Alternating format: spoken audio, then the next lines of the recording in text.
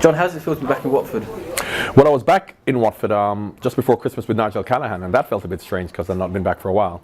But Nigel and I did an event at the Hilton, just down the road from here, with Watford fans, a bit of a Q&A and a bit of a talk.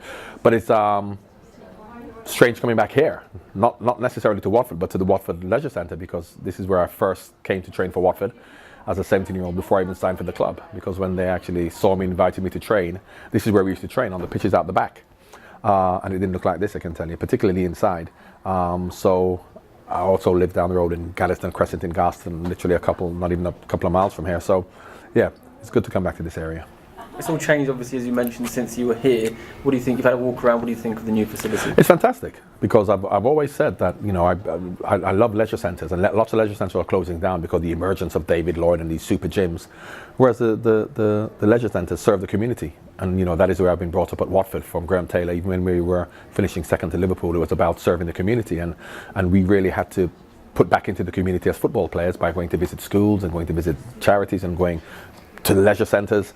And they had been dying out, so it's good to see that, you know, there's an investment coming into this leisure centre, and which will then serve the community, because it's much cheaper, and it's able to afford everybody an opportunity to come and work out with fantastic facilities. Because I just went into the gym, and it's one of the biggest gyms in the south of England, and the stuff they have in there, you know, all of the gym equipment is second to none. Whereas in the old days, I suppose, the leisure centres used to get the second-hand throwaway stuff, whereas now it's a state-of-the-art, so it's fantastic.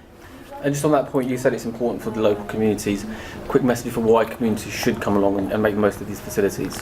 Well, someone said to me earlier, you know, in terms of inspiring the next generation of young footballers or young professional athletes, and that's not what this is about. It's about serving the community of youngsters who aren't going to be professional athletes, you know, but it's good for anybody to come along and enjoy themselves and swim and go to the gym and live a healthy lifestyle, because that's what we're trying to promote.